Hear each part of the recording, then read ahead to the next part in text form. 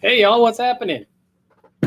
Hope everybody's doing well today. It is, what day is it? My goodness. It's Wednesday. I'm a little bogged up there. So, pardon me for not being available last week to do the weekly update. As many of you know, a good friend of mine, Ryan Amico, passed away early last week. So, it kind of sidelined things a little bit for myself and countless others, but he would want me to be back this week doing what I do and doing what I love. So we're going to bring you Ventura County as a whole for market statistics today, as normal. Then we're going to dive into some foreclosure data. Had a lot of conversations lately with people about, hey, is the foreclosure market coming back? Well, I got good news and I got bad news, but you have to wait and watch to see, okay? So we'll start with Ventura County as a whole, look at our normal market data. I'll flip over to my screen there and we'll take a peek. Here you go.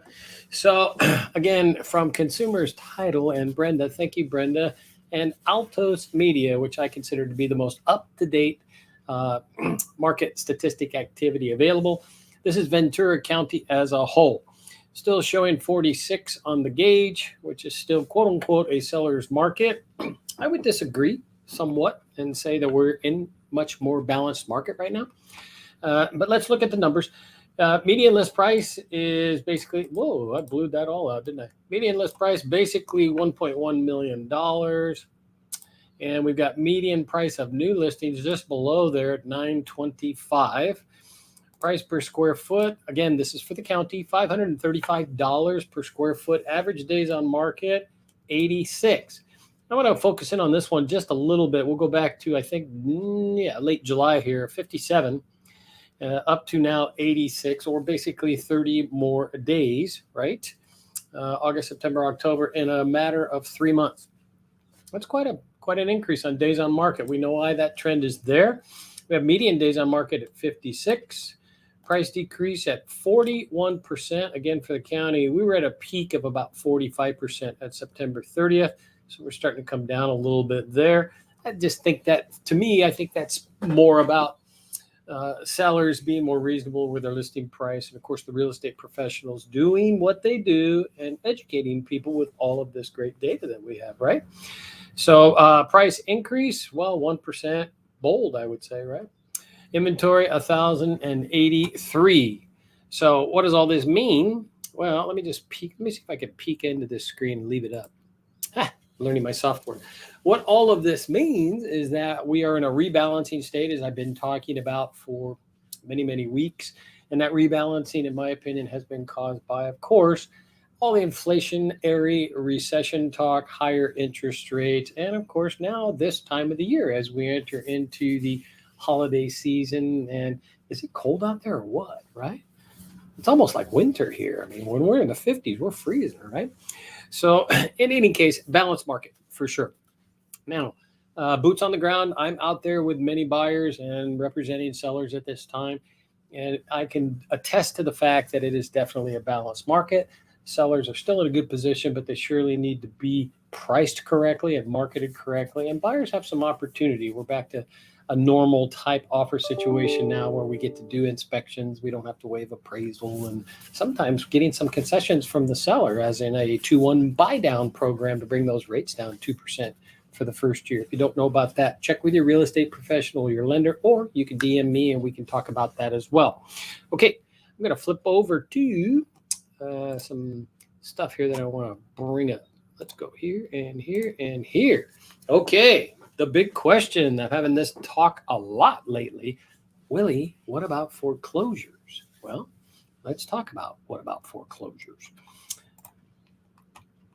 Let's go right here to this slide right here. Okay, here is a slide that I like a lot. This slide covers foreclosure activity by year, and this is brought to us from Adam Data Solutions, and they are the data solution according to those in the know about foreclosures and foreclosure activity, right? This goes all the way back to 2005, which is cool. In 2005, as you can see, 533,000 homes. This is nationwide, by the way, United States, in foreclosure. 2006, 718,000 homes. Then we go into what I call, and most people call, the housing crisis. And this is what caused it. 2007, 1.3 million foreclosures. 2008, 2.3. 2009, 2.8. And 2010 was our all-time high in foreclosures at 2.9 million foreclosures.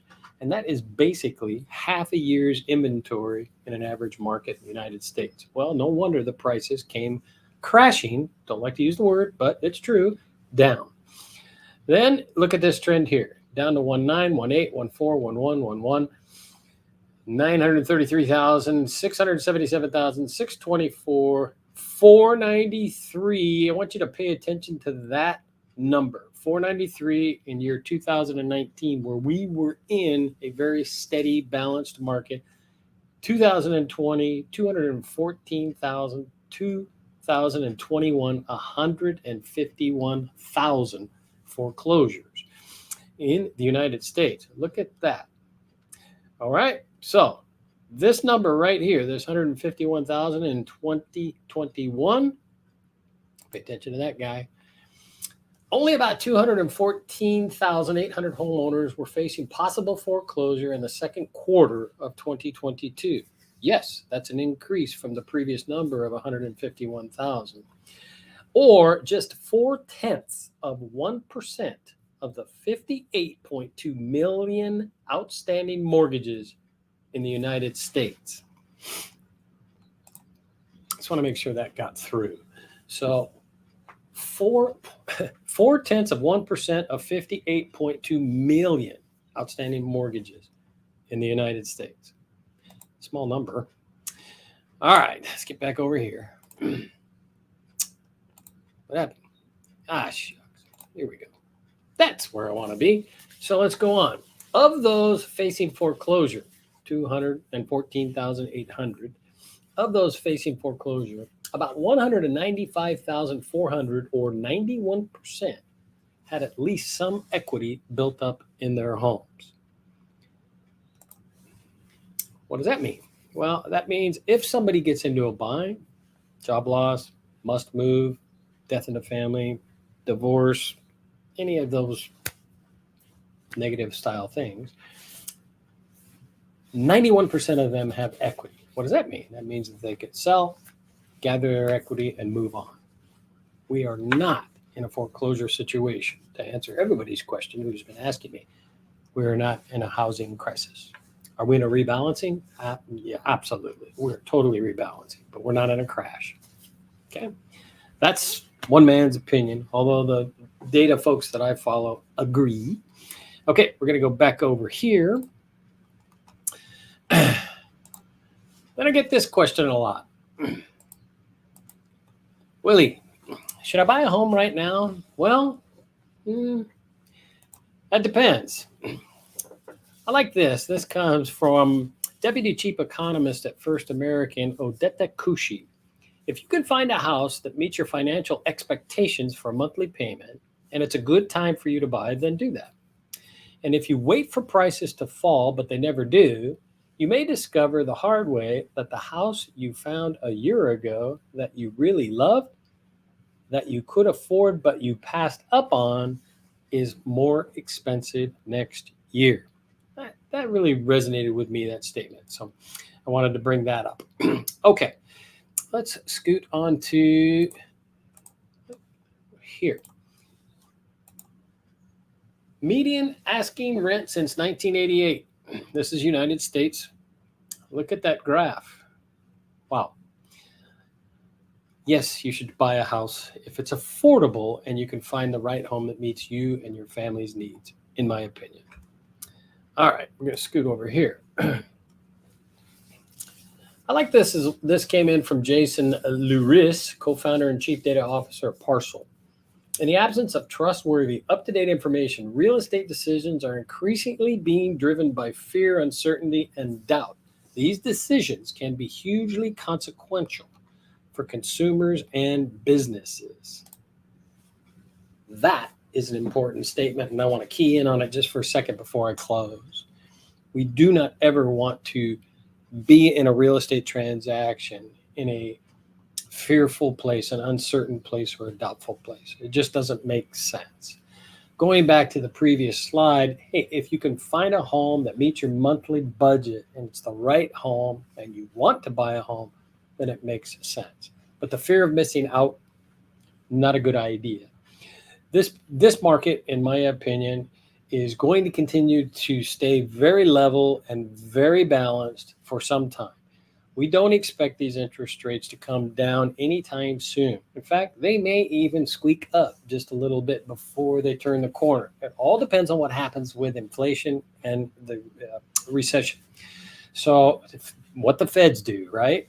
They're driving the ship right now. But at the end of the day, there are programs available out there. There are ways to reduce those interest rates right now, today. And you can do that by talking to your real estate professional, your lending professional, and understanding what those programs are. Okay. Lastly, I will say thank you to everybody who reached out this week due to Ryan's passing. It meant a lot to me. I've had a lot of conversations with many people from the auto industry, where he and I came from many years ago, the real estate industry, where he was making a great impact, of course, and his past customers. It just was overwhelming, the response that came from that. I'm blessed and I'm thankful. Okay. That's it for this week. I'll be back next week. I promise I won't miss another week. And if you need anything at all, you want to discuss any of these topics that I covered today, you can just reach right out to me. I'm always here to pick up the phone and talk shop. I love it. Okay. With that said, have an amazing week.